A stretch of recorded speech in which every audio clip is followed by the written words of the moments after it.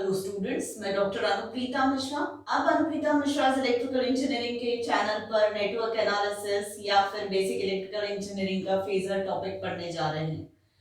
Phasor जो है वो एसी क्वांटिटीज को रिप्रेजेंट करता है, पर क्यों एसी क्वांटिटीज को ये रिप्रेजेंट करता है उसका आज मैं जवाब देने जा रही हूँ। या ये कहिए कि फेजर की नीड क्यों पड़ी एसी क्वांटिटीज को रिप्रेजेंट करने की, वो आंसर मैं देने वाली हूँ। हाँ, इसके बाद मैं फेजर्स पर और दो चार वीडियोस में डिस्कशंस करूंगी। फिर मैं purely resistive, purely inductive, purely capacitive circuits की बात करूंगी, इंडक्टर कैपेसिटर के नेचर्स की बात करूंगी, और साथ में वो क्या एट्रीब्यूट्स देते हैं या क्या कैरेक्टरिस्टिक्स शो करते हैं उस पर भी हम बात करेंगे। पर आज फिलहाल मैं आपको फेजर्स बताने जा रही हूँ कि इसकी नीड क्यों पड़ी, फेजर्स के फॉर्म में एसी क्वांटिटीज को रिप्रेजेंट करना क्यों जरूरी हुआ, वो मैं बताने जा रही हूँ। और साथ में मैं आपको इस चीज का भी जवाब दे दूंगी कि फेजर्स क्या है।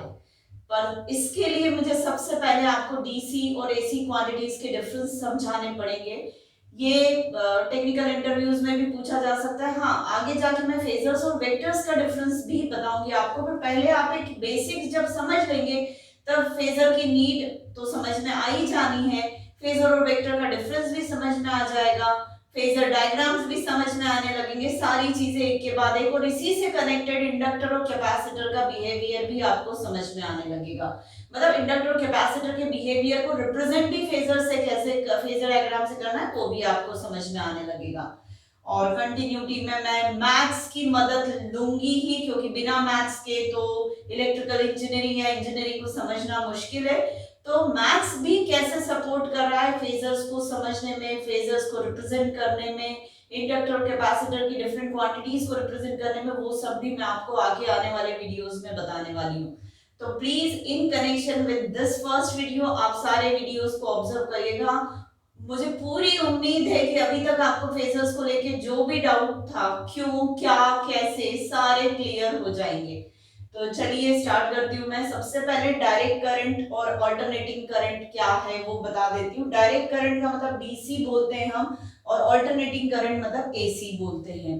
डायरेक्ट करंट का मतलब है कि यूनि डायरेक्शनल, यहाँ पर मैंने लिखा हुआ है कि इसका नेचर जो होता है यूनि डायरेक्शनल, और एसी का मतलब होता है बाय डायरेक्शन, मतलब ऑल्टरेशन होता है, डायरेक्शन का ऑल्टरेशन होता है। और यहाँ पे डायरेक्शन का कोई ऑल्टरेशन नहीं होता, इसलिए इसको डायरेक्ट करंट कहा जाता है, उसको बाय डायरेक्शनल करंट या ऑल्टरनेटिंग करंट। बाय डायरेक्शनल ऐसा वर्ड इन जनरल यूज नहीं करते, ऑल्टरनेटिंग करंट बोला जाता है। अब डीसी जनरेट कैसे होता है? डीसी जो जनरेट होता है, साइंटिस्ट ने जो इन्वेंट किया और आज तक हम यूज कर रहे हैं, अब तो खैर कैपेसिटर भी इसमें हमारी मदद करता है, पर शुरुआत इसकी हुई इलेक्ट्रोकेमिकल एनर्जी कन्वर्जन से। वहां से हमें केमिकल रिएक्शंस हुई, उसकी वजह से हमें इलेक्ट्रिकल एनर्जी मिली, जिसकी वजह से हमें एक पर्टिकुलर के सेल के अक्रॉस हमें इलेक्ट्रिकल एनर्जी अवेलेबल हुई। प्लस पोलैरिटी एक तरफ मिली, एक टर्मिनल उस सेल का हमेशा प्लस हुआ और दूसरा टर्मिनल हमेशा माइनस हुआ। ऐसे सेल को जब किसी सर्किट में कनेक्ट किया, ये कनेक्ट किया, इस सेल का रिप्रेजेंटेशन बैटरी का ऐसा है, इस बैटरी को लगाया तो इस रेजिस्टेंस में से एक डायरेक्शन में करंट बहने लगा। इस बैटरी के वोल्टेज को अगर मैं रिप्रेजेंट करना चाहूं कर्व पर, तो ये मेरी टाइम एक्सिस है, ये मेरी वोल्टेज एक्सिस है। तो इस बैटरी के अक्रॉस का वोल्टेज पूरे टाइम बढ़ता गया, पर वोल्टेज कितना मेंटेन रहा? V कांस्टेंट ही रहा। मतलब ये प्लस पोलैरिटी थी इस बैटरी की लेफ्ट साइड और ये माइनस पोलैरिटी, तो ऐसी ही रहती है। करंट पूरे टाइम आप लोग ऑब्जर्व करें तो क्लॉकवाइज डायरेक्शन में घूमता हुआ मिलेगा, मतलब ये यूनि डायरेक्शनल करंट है। तो इसे हमने क्या कहा? Direct current. AC alternating currents कैसे प्रोड्यूस होते हैं? ऑल्टरनेटिंग करंट्स हमेशा इलेक्ट्रोमैकेनिकल एनर्जी कन्वर्जन की वजह से प्रोड्यूस होते हैं, और ये इलेक्ट्रोमैकेनिकल एनर्जी कन्वर्जन हमेशा in the presence of magnetic field ही होता है, बिना उसके इलेक्ट्रोमैकेनिकल एनर्जी कन्वर्जन नहीं हो सकता। तो हमारे जो एसी जनरेटर्स है वो इसी पर काम करते हैं, इलेक्ट्रोमैकेनिकल एनर्जी कन्वर्जन पर इसकी वजह से जो हमें करंट मतलब ये अगर वोल्टेज सोर्स है, एसी वोल्टेज सोर्स ये वाला है, तो इसके अक्रॉस आपको जब भी आप मेजर करेंगे तो कुछ देर आपको प्लस पोलैरिटी इस तरफ मिलेगी और माइनस इधर मिलेगी, थोड़ी देर बाद आपको यहाँ प्लस मिलेगी और यहाँ माइनस मिलेगी। मतलब ये बाय डायरेक्शनल होता है। ये इलेक्ट्रोमैकेनिकल एनर्जी कन्वर्शन जो हो रहा है ना, ये मैग्नेटिक फील्ड के प्रेजेंस की वजह से, फ्लक्स की वजह से जो भी प्रोडक्शन हो रहा है ऑटोमेटिक वाला, वो ऑल्टरनेटिंग टाइप का ही होता है। आप इसको यूनिडायरेक्शनल बनाते हैं और एक्स्ट्रा मैकेनिकल अरेंजमेंट करके उस डिवाइस में, मतलब एसी जनरेटर को मैं डीसी जनरेटर बना सकती हूँ, पर मुझे कम्यूटेटर सेगमेंट्स वहां पर लगाने पड़ते हैं। अगर आप डीसी मशीन्स के मेरे वीडियोस देखिएगा तो डीसी जनरेटर के वीडियोस देखिएगा, वहां समझ में आ जाएगा कि कम्यूटेटर सिस्टम जो होता है, कम्यूटेटर सेगमेंट्स जो होते हैं, वो इस ऑटोमेटिकली जनरेटेड एसी वोल्टेज को डीसी में कन्वर्ट करके देता है। पर जो ऑटोमेटिक हो रहा है वो तो एसी हो रहा है ना, मतलब इसके एक तरफ प्लस पोलैरिटी थोड़ी देर रहेगी, थोड़ी देर दूसरी तरफ प्लस पोलैरिटी रहेगी। मतलब आप इसके अक्रॉस अगर वोल्ट मीटर लगाते हैं तो पहले वोल्ट मीटर या जो भी जैसे भी मेजर करते थे, यहाँ पे प्लस मिलेगा थोड़ी देर और यहाँ माइनस, और फिर यहाँ पे प्लस मिलेगा थोड़ी देर, यहाँ माइनस, मतलब वोल्टेज मुझे पॉजिटिव हाफ साइकिल मिलेगा, फिर मुझे नेगेटिव हाफ साइकिल मिलेगा, ऐसे करके इसका वन साइकिल कंप्लीट होता है। मतलब अगर इस वोल्टेज सोर्स को, जिसको टाइम के रिस्पेक्ट में उसके वोल्टेज को मैं शो करने जाऊं, तो मुझे एक पॉजिटिव हाफ साइकिल मिलता है और एक नेगेटिव हाफ साइकिल मिलता है। मतलब आधे टाइम के लिए प्लस पोलैरिटी इधर रहेगी, आधे टाइम के लिए प्लस पोलैरिटी यहाँ रहेगी। अगर इस एक सर्किट में मैं रेजिस्टेंस के अक्रॉस ऐसे एसी जनरेटर को लगाती हूँ, तो एसी जनरेटर पहले यहां से करंट फ्लो करवाएगा पॉजिटिव हाफ साइकिल के लिए, फिर नेगेटिव हाफ साइकिल के लिए अपोजिट डायरेक्शन में करंट फ्लो करवाएगा। मतलब करंट इस सर्किट में यूनिडायरेक्शनल नहीं है, बाय डायरेक्शनल। एक बार ऐसे करंट फ्लो हो रहा है पॉजिटिव हाफ साइकिल की वजह से, और एक बार ऐसे करंट फ्लो हो रहा है नेगेटिव हाफ साइकिल की वजह से। तो ये प्रॉपर्टी क्या है, मतलब अगर मैं डीसी को डिफाइन करने जाऊं, कोई मुझसे पूछे डीसी क्या है, तो मैं कहूंगी यूनिडायरेक्शनल करंट सप्लायर है ये, या यूनिडायरेक्शन में करंट बहना डीसी कहलाता है। और एसी कोई पूछे क्या है, तो हम कहेंगे बाय डायरेक्शनल करंट का बहना एसी कैरेक्टरिस्टिक्स है। अब क्या यही डीसी है? नहीं, डीसी ये भी हो सकता है, ये भी हो सकता है, ठीक है। ये जो है यूनिडायरेक्शनल ही है ना, मतलब इसमें पॉजिटिव पल्सेस ही है, बस वोल्टेज जो है वो कम ज्यादा हो रहा है। पहले जीरो वोल्टेज है, फिर बढ़ता गया, फिर एक पॉइंट पे आके मैक्सिमम वोल्टेज हुआ, फिर कम हुआ, फिर जीरो हुआ, फिर बढ़ा, पॉजिटिव वी आया, फिर जीरो हुआ, फिर पॉजिटिव वी आया। मतलब करंट की डायरेक्शन पूरे टाइम यही मिलेगी, पर कभी करंट मैक्सिमम होगा, कभी जीरो होगा, कभी कम होगा, फिर जीरो होगा, फिर मैक्सिमम, नेगेटिव कभी नहीं होगा करंट। मतलब करंट हमेशा ऐसे ही बहता रहेगा, ऐसे नहीं बहेगा। फिर चाहे ऐसे पल्सेस मिले, चाहे ऐसे पल्सेस मिले, ये जो हमें आउटपुट मिलता है, ये हमको आजकल पावर इलेक्ट्रॉनिक्स डिवाइसेस से इस टाइप का आउटपुट मिलता है। पर अगर इलेक्ट्रोकेमिकल सेल की बात करें तो आपको आउटपुट ऐसा ही मिलेगा। अब इसका नेचर यूनिडायरेक्शनल होने की वजह से ये स्टोर करना पॉसिबल है, इसको स्टोर, इस डीसी पावर को स्टोर करना पॉसिबल है, क्योंकि पूरे टाइम जो स्टोरेज डिवाइस है उसमें एक डायरेक्शन में आप करंट भेजेंगे और दूसरे से बाहर आएगा, तो हमेशा इसमें स्टोर्ड वोल्टेज ऐसा ही बना रहेगा, प्लस माइनस। इन्हीं सब बातों को जो मैंने इन दो पॉइंट्स में डिस्कस किया, अगर मैं यहाँ पे देखूं तो एसी सिर्फ यही है क्या? नहीं, एसी मैं इसको भी बोल सकती हूँ, इस फॉर्म को भी मैं एसी बोल सकती हूँ। ये फॉर्म जो है ये ट्रायंगुलर वेव फॉर्म है, ये फॉर्म जो है वो रेक्टेंगुलर वेव फॉर्म है, और ये वाली जो है साइनसॉइडल है।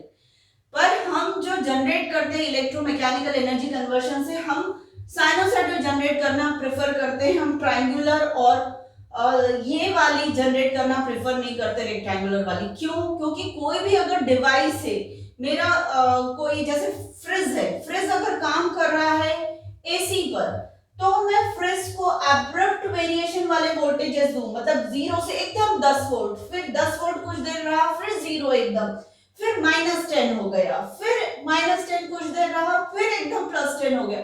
ऐसा वोल्टेज देंगे तो डिवाइसेस खराब हो जाएंगे।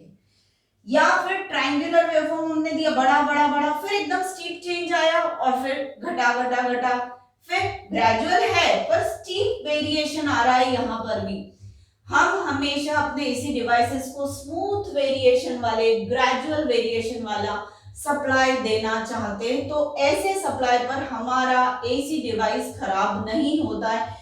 ऐसा हम प्रेफर नहीं करते, ये फॉर्म्स हम प्रेफर नहीं करते, और हमारा जो एसी जनरेटर है वो भी कैसा प्रोड्यूस करने की कोशिश करता है, इस टाइप का। आगे मैं आपको armature conductors, armature winding design, ये सब भी मैं इलेक्ट्रिकल के बच्चे समझ रहे होंगे मैं जो बोल रही हूँ। एसी जनरेटर में हम वो सब पढ़ेंगे तो हमें समझ में आएगा कि how we can produce sinusoidal waveform at the terminal of AC generator. उसमें नंबर ऑफ कंडक्टर्स मैटर करते हैं, जितने ज्यादा नंबर ऑफ कंडक्टर्स आप आर्मेचर में बढ़ाएंगे उतना आप approachable to AC sinusoidal, not AC, उतना अप्रोचेबल टू साइनोसाइडल वेवफॉर्म की तरफ जाएगा आउटपुट वोल्टेज। तो ये तो बात हो गई कि हम ये प्रेफर नहीं करेंगे, ये प्रेफर करेंगे, और ये कैसे हमें मिलता है, एसी जनरेटर में ज्यादा number of conductors armature winding में होंगे तो हमें साइनोसाइडल पैटर्न मिलता है। अब क्या ये पॉसिबल है स्टोर करना? नहीं, एसी को मैं स्टोर नहीं कर सकती। अगर ये मेरा स्टोरेज डिवाइस है तो एक बार ये प्लस होगा, ये माइनस होगा, फिर स्टोर करते टाइम एक बार ये प्लस ये माइनस, मतलब एक बार तो आपने इस डायरेक्शन में स्टोर कर दिया, फिर उस डायरेक्शन में स्टोर करने के तो पहला वाला तो आपने जीरो ही बना दिया, मतलब एक बार करंट ऐसे भेजा वैसे भेजा, टोटल एनर्जी पूरे वन साइकिल में कितनी स्टोर हुई? जीरो। इसका मतलब हम एसी को स्टोर नहीं कर सकते। अभी आप देख रहे होंगे हमारा इतना रिन्यूएबल एनर्जी पर काम हो रहा है, सोलर एनर्जी के थ्रू हम बैटरी स्टोर कर लेते हैं, और फिर उस बैटरी से हम बाद में उस बैटरी को यूज करके वहां जो स्टोर पावर है उसको यूज करके हम अपनी डिवाइसेस को चलाते हैं। तो स्टोरेज जब बात आती है इलेक्ट्रिकल एनर्जी को स्टोर करने की तो हमें डीसी में ही स्टोर करना पड़ता है, हम एसी में स्टोर नहीं कर सकते। फिर उस डीसी बैटरी में हम इन्वर्टर लगा के हमें एसी मिलता है, फिर हमारे एसी कंपोनेंट्स या एसी डिवाइसेस हमारे घर के, इंडस्ट्रीज के चल सकते हैं। तो ये तो हुआ कि एसी और डीसी में डिफरेंस क्या है, ठीक। अब अगर मुझे तो बात करनी है फेजर्स की। फेजर्स किसके लिए? एसी क्वांटिटीज के लिए। एक छोटा सा ह्यूमन बिहेवियर हमारे माइंड का, कि मुझे कांस्टेंट चीज समझ में आती, मेरा दिमाग कांस्टेंट चीज को समझ पाता है, मेरा दिमाग बदलने वाली चीज को नहीं समझ पाता। अब अगर मैं यहां पर इस सर्किट में एक वोल्ट मीटर या एक एमीटर लगा दूं यहां पर जो करंट मेजर कर रहा है, तो इस एमीटर का, एमीटर है ये, इस एमीटर का इंडिकेटर एक ही जगह स्टेबल रहेगा पूरे टाइम। अगर इसकी वैल्यू 2 एम्पियर्स है तो इसका इंडिकेटर पूरे टाइम 2 एम्पियर्स पर शो करेगा। यहां पे मैं अगर एमीटर लगाऊं क्या होगा?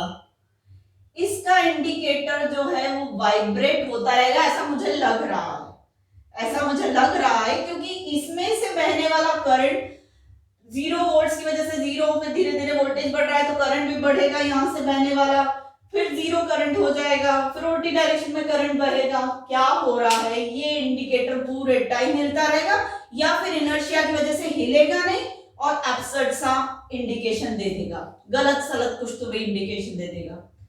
क्या प्रॉब्लम है? इसमें से बहने वाला करंट बदलता जा रहा है, पहले ऐसे बह रहा है कम से ज्यादा, फिर ज्यादा से कम, फिर जीरो हुआ, फिर ऐसे बहने लगा, जीरो से निगेटिव डायरेक्शन में मैक्सिमम तक, फिर मैक्सिमम निगेटिव से जीरो तक।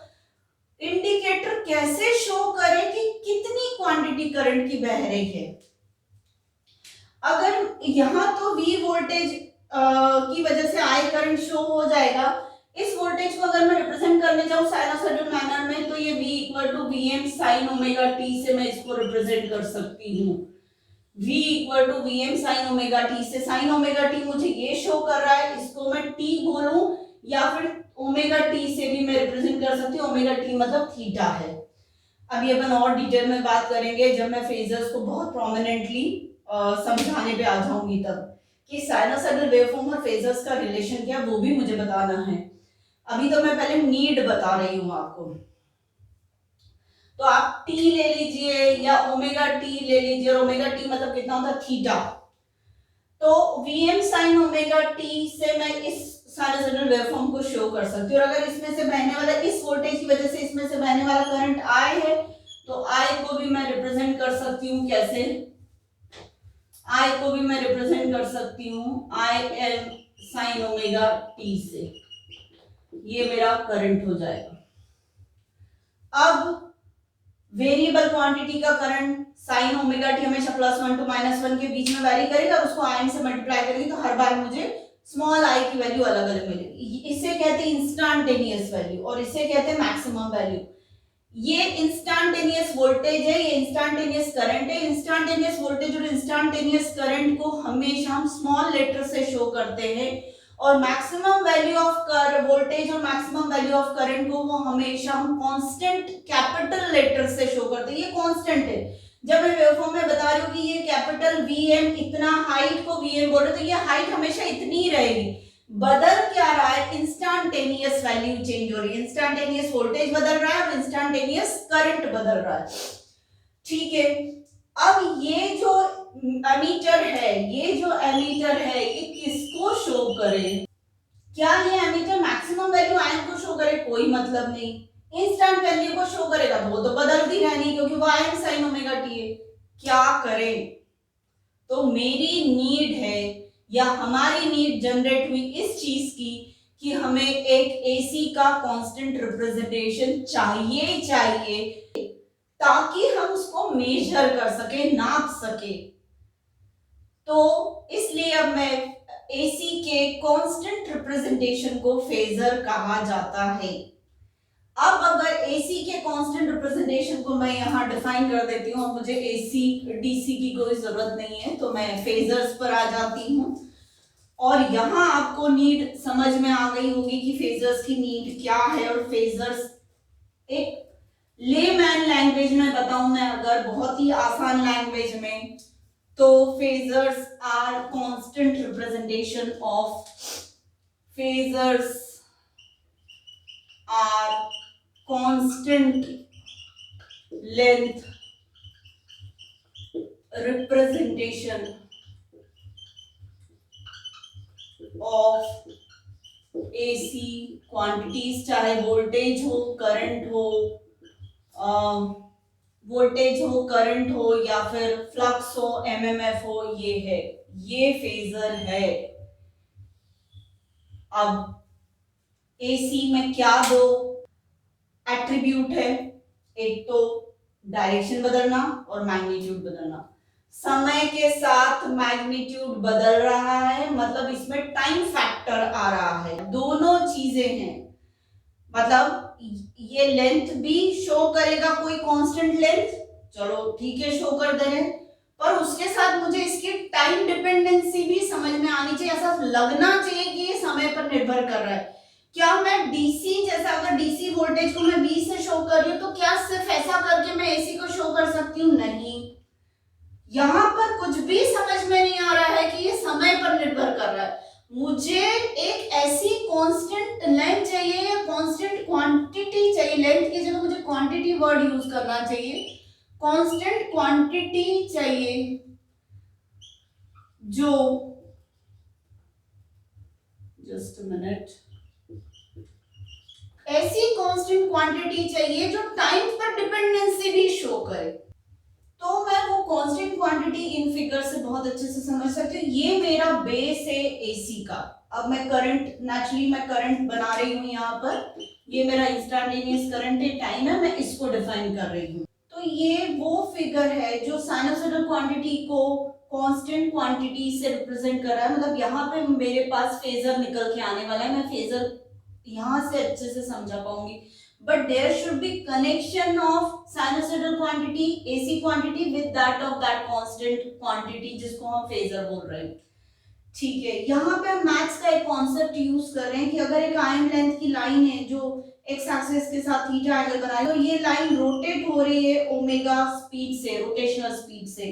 तो इस अभी थीटा की वैल्यू ओमेगा टी है, टी सेकेंड्स पे थीटा की वैल्यू कितनी? ओमेगा है। मतलब 0 टी पर, जब टी की वैल्यू 0 सेकेंड थी तब ये यहां था और ये रोटेट होता जा रहा है ओमेगा रोटेशनल स्पीड से। तो टी समय गुजर जाने पर ये कहां है? यहां पर है, ओमेगा टी इतना है। अब इस ओमेगा टी पर आयन की पोजीशन ये वाली है, तो इस वक्त मैं ऑब्जर्व करूं इसकी वर्टिकल हाइट, तो आयन साइन ओमेगा टी ये है। इसी को मैं और आई एम साइन ओमेगा टी, आई एम साइन थीटा क्या है? इंस्टेंटेनियस वैल्यू है, इंस्टेंटेनियस वैल्यू है सर्किट में करंट की। अब इसको भी मैं कहूं ये थीटा एंगल पर सर्किट में कितना करंट बह रहा है? इतना। जब पाई बाय 2 एंगल आ जाता है, मतलब omega t equal to pi by 2 होगा, तो सर्किट में कितना करंट बह रहा होगा? आई एम। फिर जब एंगल पाई हो जाएगा तो सर्किट में कितना करंट बह रहा होगा? 0। फिर जब एंगल 3 पाई बाय 2 हो जाएगा तो सर्किट में कितना करंट बह रहा होगा? Minus I m. फिर करंट की वैल्यू कम होना शुरू होगी और theta equal to 2 pi by circuit में करंट कितना बहेगा? 0। अब ये जो समय के साथ वेरिएशन है, मतलब ये जो हाइट में यहाँ पे 0 हाइट है, फिर इतनी हुई, फिर इतनी हुई, ये हाइट जो बढ़ती जा रही है, फिर बढ़ी, फिर कम हुई, फिर निगेटिव हुई, ये सब मुझे यहां से समझ में आना चाहिए। इसके सारे इंडिकेशंस मुझे यहां मिलने चाहिए। कैसे? चलिए, ये मेरा आई एम लेंथ है, radius of the circle, theta equal to 0 पे या टी इक्वल टू 0 पे ये मेरी रेडियस अभी यहां पे लाई कर रही है। आई एम कहां लाई कर रहा है? एक्स एक्सिस के अलोंग। ठीक, थीटा की वैल्यू कितनी? 0। तो क्या कोई इसकी हाइट मिल रही? जब ये यहां है तो कोई वर्टिकल हाइट मिल रही? नहीं, 0 है। तो मुझे करंट की क्वांटिटी कितनी मिल रही? ऐसी क्वांटिटी कितनी मिल रही? 0। जब इसने ये घूमता जा रहा है तो ओमेगा रोटेशन स्पीड से जब घूम रहा है तो टी समय गुजर जाने पे ये कहां पे आ गया? यहाँ पे। कितने एंगल पे? Omega T. ओमेगा टी मतलब कितने एंगल पे? थीटा एंगल पे। इतने से इलाप्सेशन हो गया, यहाँ पे थीटा एंगल से ये घूम गया है, टी टाइम पे ये थीटा एंगल वाली पोजीशन पे है। यहाँ पे मैं थीटा एंगल देखूं तो इतना थीटा एंगल है, इतना थीटा एंगल है। अब यहाँ पे करंट इंस्टेंटेनियस सर्किट में कितना बह रहा है? इतना। और वो कौन सा है? ये वाला। और वो क्या है? आई एम साइन थीटा है। ये हाइट कितनी? आई एम साइन थीटा। अब टाइम इतना गुजर गया कि एंगल कितना हो गया? पाई बाय 2। मतलब कितना एंगल? ये वाला एंगल पाई बाय 2 हो चुका है। तो ये हाइट पाई बाय 2 पे आपका फेजर की पोजीशन कहां आ गई है? आपका फेजर थीटा एंगल पे यहां था, पाई बाय 2 एंगल पे आपका फेजर वर्टिकल हो गया है। आपकी जो कांस्टेंट लंबाई है ये कहां आ गई? वर्टिकल पे आ गई। फिर आप देखिए और एंगल थोड़ा सा और बड़ा हो गया, 90 डिग्री से बड़ा एंगल हो गया, मतलब कहीं यहां आ गया, तो आपका फेजर जो आपकी कांस्टेंट रेडियस लेंथ है वो कहां आ गई है? यहां आ गई है। कांस्टेंट रेडियस लेंथ कितनी आ गई? 90 प्लस एंगल। 90 प्लस एंगल मतलब कितना एंगल हो चुका है? माना कि ये एंगल थीटा 1 है, तो आपका थीटा 1 एंगल कौन सा है? ये पूरा एंगल आपका थीटा 1 है। ये पूरा एंगल आपका कितना है? थीटा 1 एंगल है। तो थीटा 1 पे ये पोजीशन कहां आ गई? इस कांस्टेंट लंबाई की यहां। फिर 180 डिग्री पे इस कांस्टेंट आईएम की, ये भी आईएम है, ये भी आईएम है, ये भी आईएम, ये भी आईएम। 180 डिग्री पे आईएम कहां पहुंच चुका है? यहाँ पे। फिर इसकी वर्टिकल हाइट एक्स एक्सिस के ऊपर कितनी हो गई? 0। तो इसका इंस्टेंटेनियस वैल्यू साइनसॉइडल की भी इस वक्त हमारे पास 0 ही है। मतलब जो जो यहाँ हो रहा है आई m sine omega T pattern में, वो यहाँ पर वर्टिकल हाइट के रिस्पेक्ट में अपने को आई एम साइन ओमेगा टी, आई एम साइन ओमेगा टी, आई एम साइन ओमेगा टी, 0 आई एम साइन ओमेगा टी मिलता जा रहा है। यहाँ पे 3 पाई बाय 2 में मतलब कितना एंगल हो गया? 270 डिग्री पूरा। 270 डिग्री पे जब ये आई एम पहले यहाँ था, फिर यहाँ आया, यहाँ आया, यहाँ आया, अब I m sine I m कहाँ आ चुका है? यहाँ आ चुका है। तो कितनी वर्टिकल हाइट मिलेगी हमें? Minus I M. कितनी वर्टिकल हाइट मिल रही? माइनस आई एम मतलब यहाँ दिख रहा है माइनस आई एम। यहाँ पे तो हमारा आई एम रेडियस है वो पॉजिटिव ही रहेगी, वो घूमती जा रही। एंगल अपना 270 डिग्री, तो साइन 270 डिग्री मुझे आई एम साइन 270 डिग्री ये मुझे माइनस आई एम दे रहा है। I m is always positive. I m की लंबाई तो आईएम ही रह रही है, प्लस आईएम ही रह रही। बदल क्या रहा है? साइन ओमेगा टी की वजह से प्लस माइनस साइन जनरेट हो रहे। फिर जब ये वापस घूम के 360 डिग्री पे आ जाएगा पूरा रोटेट होके, तो आईएम आईएम ही रहेगा, पर वर्टिकल हाइट वापस कितनी हो चुकी है? 0। मतलब यहाँ पर इस साइनसॉइडल क्वांटिटी को कांस्टेंट लेंथ से हम रिप्रेजेंट कर पा रहे हैं, और यहाँ मैं वो कांस्टेंट लेंथ आई एम बोल रही, जो कि आगे जाके बताऊंगी आई एम नहीं होती है। यहाँ मेजर करने के लिए हमें आई एम नहीं कुछ और लेना पड़ता है, वो मैं बताऊंगी। पर अभी मेरा पॉइंट ये है कि क्या हम इस साइनोसाइडल समय के साथ बदलते हुए इलेक्ट्रिकल क्वांटिटी को एक कांस्टेंट क्वांटिटी से रिप्रेजेंट कर पा रहे हैं? हाँ, कर पा रहे हैं। वो कांस्टेंट क्वांटिटी ये है, और साथ में वो समय के साथ घूमती जा रही। जब वो एक राउंड यहाँ पे एक रिवॉल्यूशन कंप्लीट कर लेती, तब वहां पे हमारा एक साइकिल साइनोसॉइडल वेवफॉर्म का कंप्लीट हो जाता। मतलब फेजर्स कांस्टेंट रिप्रेजेंटेशन है एसी का, but they are rotating in anti clockwise direction with the same frequency as this does। ये जिस फ्रीक्वेंसी से चेंज हो रहा है उसी फ्रीक्वेंसी से ये रोटेट हो रहा है। तो जो वेरिएबल ऑफ क्वांटिटी है, वेरिएबल मतलब आई एम साइन ओमेगा टी पूरे टाइम बदलता जा रहा है, तो यहाँ पे भी आई एम साइन ओमेगा टी पूरे टाइम बदलते जा रहा है।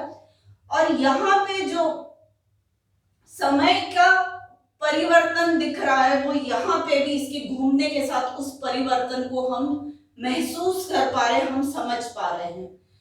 तो यही है phasors are constant quantity representation of AC quantities which rotates in anti clockwise direction, जो कि एंटी क्लॉकवाइज डायरेक्शन में रोटेट होते हैं हमेशा।